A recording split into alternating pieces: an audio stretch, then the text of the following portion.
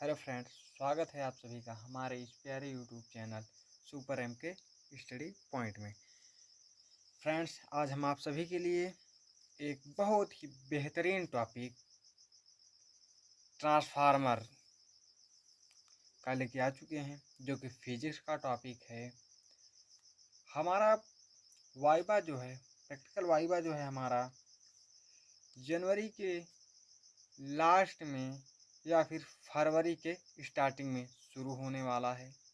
तो उसी वाइवा को देखते हुए हमने आप सभी के लिए एक बहुत ही बेहतरीन और टॉपिक जो कि ट्रांसफार्मर है हम लेके आ चुके हैं, जिसमें से कि एग्जामिनर जितने प्रश्न पूछते हैं उन सभी इम्पोर्टेंट प्रश्नों को हम आप सभी को बताना चाहेंगे। तो चलिए हम लोग वीडियो में आगे बढ़ते हैं और उन सभी प्रश्नों को देखते हैं कि जो कि एग्जामिनर हमारे वाइवा में पूछते हैं। किसमें पूछते हैं? वाइवा में। तो सबसे पहले हम लोग स्ट्रक्चर देखेंगे ट्रांसफार्मर का, जो कि कुछ ऐसे होता है। ये हमारा ट्रांसफार्मर का कुछ आकार इस प्रकार से होता है।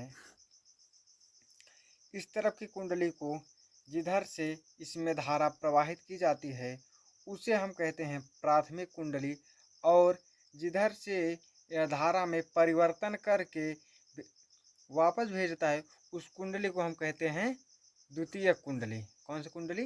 द्वितीयक कुंडली। ट्रांसफार्मर हमारा किसका बना होता है? इसकी जो क्रोड हैं, ये क्रोड किसके बने होते हैं? नर्म लोहे के। तो चलिए हम लोग आगे बढ़ते हैं और उन प्रश्नों को जानते हैं। सबसे पहले हम लोग जानेंगे ट्रांसफार्मर क्या है। ट्रांसफार्मर क्या है?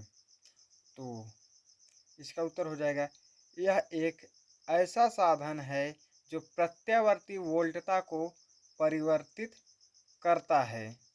क्या करता है? ये क्या करता है? प्रत्यावर्ती वोल्टता को परिवर्तित करता है।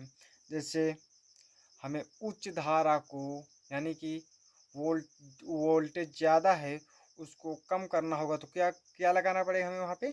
ट्रांसफार्मर। यानी हमें वहाँ पर ट्रांसफार्मर का प्रयोग करना पड़ता है। उसी प्रकार से अगर हमें कम वोल्टेज से ज़्यादा वोल्टेज चाहिए तो वहाँ पर किसका प्रयोग कर रहे हैं हम? ट्रांसफार्मर का। तो ये उत्तर आप लोग लिख लीजिएगा। दूसरा नंबर हमारा प्रश्न है, ट्रांसफार्मर किस सिद्धांत पर कार्य करता है? यानी कि ट्रांसफार्मर का सिद्धांत कौन सा होता है? तो फ्रेंड, ट्रांसफार्मर जो है अन्योन प्रेरण के सिद्धांत पर कार्य करता है। किसके सिद्धांत पर? अन्योन प्रेरण के सिद्धांत पर।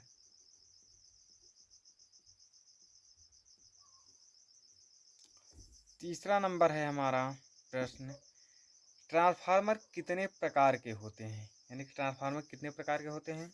तो पहला ट्रांसफार्मर हमारे दो प्रकार के होते हैं। कितने प्रकार के होते हैं? दो प्रकार के। पहला है हमारा उच्चाई ट्रांसफार्मर और दूसरा है अपचाई ट्रांसफार्मर। उच्चाई ट्रांसफार्मर क्या करता है? ये निम्न धारा को, यानी कम धारा को, यानी कम वोल्टेज को यह ज़्यादा वोल्टेज में परिवर्तित करता है। और अपचाई ट्रांसफार्मर क्या होता है? यह उच्च धारा को निम्न धारा में परिवर्तित करता है, यानी कि उच्च वोल्टेज को निम्न वोल्टेज में परिवर्तित करता है। नोट डाउन करते चलेंगे आप लोग। उसके बाद है हमारा ट्रांसफार्मर की क्रोड। किसकी क्रोड? ट्रांसफार्मर की क्रोड जो है किस धातु की बनी होती है? यानी कि जो पट्टियां होती हैं जिन्हें हम क्रोड कहते हैं ट्रांसफार्मर की, वो किसकी बनी होती हैं?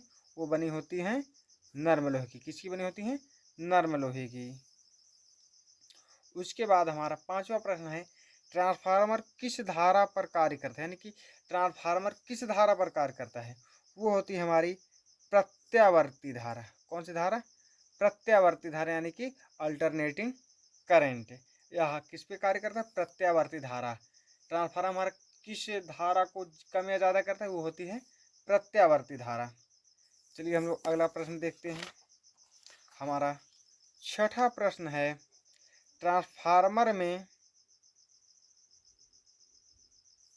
ट्रांसफार्मर में क्रोड को पटलित क्यों रखा जाता है, यानी कि प्रश्न है हमारा, ट्रांसफार्मर में क्रोड को पटलित क्यों रखा जाता है, क्यों रखा जाता है? भंवर धारा को कम करने के लिए। ऐसा तो है ना, हम ऐसा भी होता है ना कि जैसे पट्टियां हमें रखनी चाहे जैसे रख दें, पर ऐसा नहीं, ट्रांसफार्मर में हमें क्रोड जो होती है उसको उनको पटलित रखा जाता है।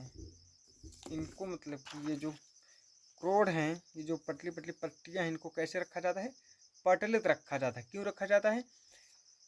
ताकि भंवर धारा ना उत्पन्न हो, यानी कि भंवर धारा को कम करने के लिए। चलिए हम लोग आगे पढ़ते हैं।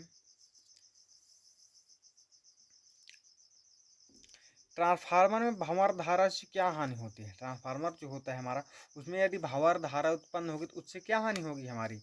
उससे ऊर्जा की हानि होगी। यदि ऊर्जा की हानि होगी तो हमारा ट्रांसफार्मर हीट होगा, यानी उसमें ऊष्मा उत्पन्न होगी। क्या उत्पन्न होगी? ऊष्मा उत्पन्न होगी। आप लोग इसको नोट डाउन करिएगा। उसके बाद हमारा ट्रांसफार्मर की दक्षता कितनी होती है? ट्रांसफार्मर की दक्षता कितनी होती है? वो होती है 80 से 90%। कितनी होती है? 80 से 90%। उसके बाद हमारा ट्रांसफार्मर में कौन सा तेल डाला जाता है? ट्रांसफार्मर में कौन सा तेल डाला जाता है? वो होता है खनिज तेल, जिसे नेफ्थेन कहते हैं। क्या कहते हैं? नेफ्थेन। जिसे नेफ्थॉल भी कहते हैं, उसे नेफ्थेन कहते हैं, नेफ्थेनॉल कहते हैं। उसके बाद है हमारा ट्रांसफार्मर में तेल क्यों डाला जाता है? जैसे ट्रांसफार्मर है तो उसमें तेल किस लिए डाला जाता है? ताकि वह शीतलता प्रदान करे। क्या? शीतलता प्रदान करने के लिए, यानी कि हमारा ट्रांसफार्मर जो है वह ठंडा रहे, हीट ना हो। क्या ना हो? हीट ना हो।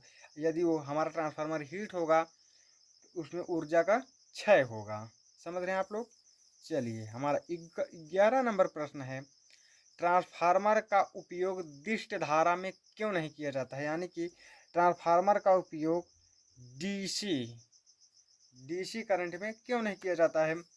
क्योंकि जो दिष्ट धारा होती है उसकी आवृत्ति जो है, दिष्ट धारा की आवृत्ति जो है वह कितनी होती है? शून्य होती। क्या होती है? वह शून्य होती है। दिष्ट धारा की आवृत्ति क्या होती है? शून्य होती है। चलिए हम लोग इसके बाद और भी प्रश्न देखते हैं। इसके बाद का हमारा प्रश्न है फ्रेंड्स, ट्रांसफार्मर की आवृत्ति कितनी होती? अभी तक तो हम दिष्ट धारा की आवृत्ति देखे कितनी होती है? शून्य होती है। इस वजह से उसमें ट्रांसफार्मर उस पर कार्य नहीं कर पाता है। और है हमारा 12 नंबर प्रश्न, ट्रांसफार्मर की आवृत्ति कितनी होती है? ट्रांसफार्मर की आवृत्ति कितनी होती है? 50 हर्ट्ज। जो हमारे घरों में ट्रांसफार्मर यूज किया जाता है उसमें कितनी उसकी आवृत्ति जो कितनी होती है? 50 हर्ट्ज। कितनी? 50 हर्ट्ज। और ज़्यादा भी होते हैं, कम भी होते हैं, पर हमारे घरों में जो ट्रांसफार्मर यूज किया जाता है उसमें उसकी आवृत्ति कितनी होती है? 50 हर्ट्ज।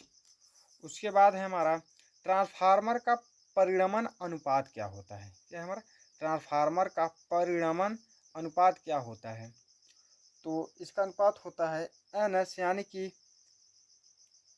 द्वितीयक कुंडली में फेरों की संख्या बटे में प्राथमिक कुंडली में फेरों की संख्या को परिणमन अनुपात कहते हैं। यानी कि प्राथमिक कुंडली में फेरों की संख्या, सॉरी, द्वितीयक कुंडली में फेरों की संख्या बटे में प्राथमिक कुंडली में फेरों की संख्या को परिणमन अनुपात कहते हैं। क्या कहते हैं? परिणमन अनुपात कहते हैं।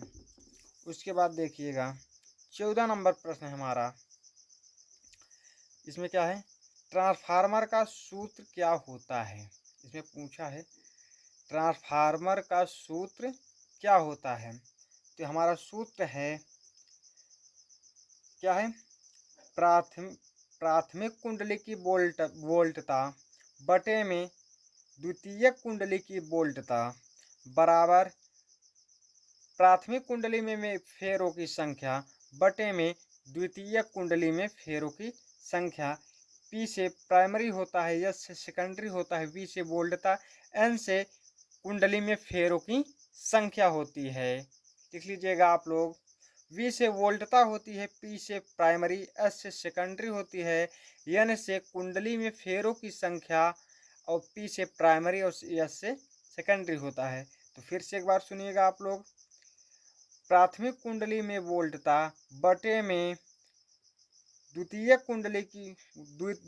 कुंडली में वोल्टता बराबर प्राथमिक कुंडली में फेरों की संख्या बटे में द्वितीय कुंडली में फेरों की संख्या। ये क्या हमारा ट्रांसफार्मर का सूत्र। एग्जामिनर ऐसे ही प्रश्न जो है हमसे पूछते हैं हमारे वाइवा में, कहीं बाहर से नहीं पूछते हैं। जितना हमने बताया है बस यही इतने में से वह इतने पूरे नहीं पूछेंगे, मात्र 2-4 प्रश्न वह पूछ लेंगे बस।